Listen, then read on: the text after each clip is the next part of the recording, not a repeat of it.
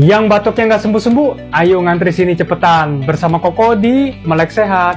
Pasti capek kan kalau udah batuk nggak sembuh-sembuh. Apalagi pas malam mau tidur. Aduh, rasanya bener-bener nyiksa banget ya.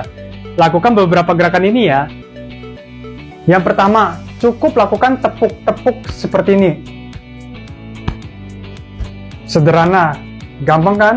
Tepukin sekitar 20 kali ya.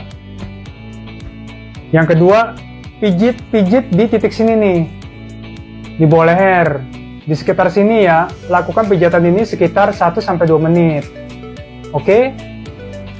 Yang ketiga, di sini, di bawah leher, sekitar 2 titik ini nih. Oke? Yang keempat, pijit-pijitnya di sekitar jempol sama jari telunjuk ya, di sini. Ditekan-tekan sama diputar-putar sekitar 1-2 menit.